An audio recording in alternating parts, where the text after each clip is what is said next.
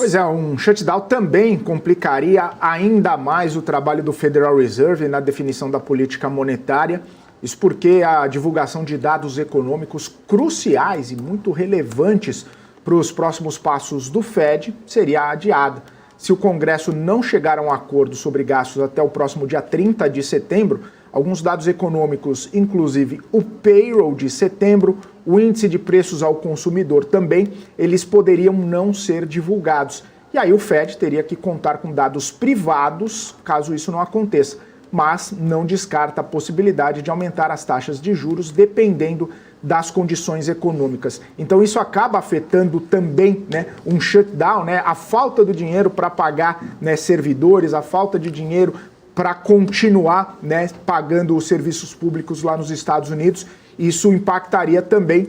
na percepção do mercado, e na percepção do Fed, na leitura de dados econômicos importantes. A gente falava há pouco, Paula, desses dados, o PCI amanhã, o payroll na semana que vem, outros dados de inflação que podem sair, que são medidos e monitorados pelo setor público. Isso poderia ser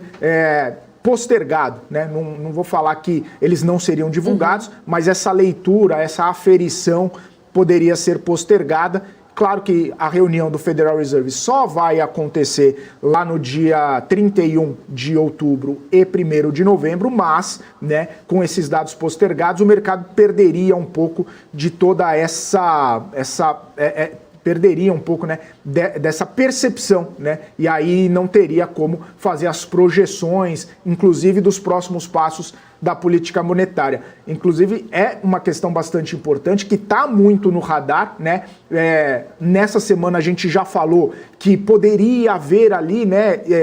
esticando o shutdown lá para o mês que vem, que poderia ganhar alguns dias ainda, mas voltou praticamente para estaca zero quando não houve acordo entre a Câmara e o Senado, entre republicanos e democratas, e isso traz ainda muita incerteza sobre esses próximos passos. Felipe, é engraçado, A gente, muitas vezes comenta aqui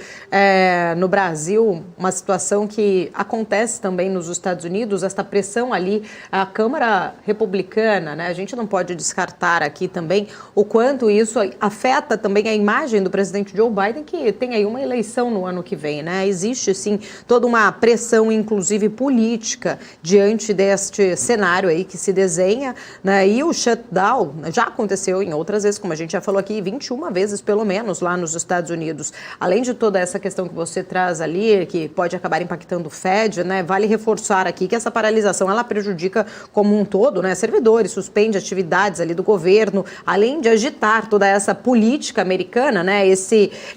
impasse, inclusive, político entre os republicanos e também os democratas, A análise aqui de muitos especialistas, inclusive, de que se realmente de fato acontecer e que pode sim vir a acontecer já a partir aí do dia 1º de outubro, o shutdown deve trazer aí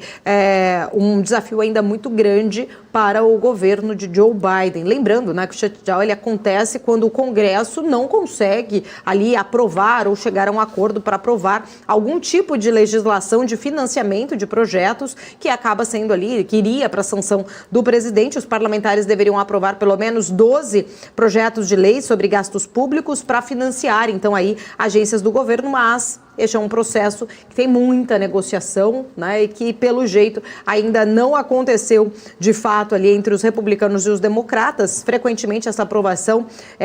tem aí, um período de uma prorrogação temporária, que é chamada de uma resolução contínua, na sigla inglesa CR ali, para permitir, então, o governo continuar operando. Na visão de muitos especialistas, os Estados Unidos deve, sim, enfrentar esse shutdown.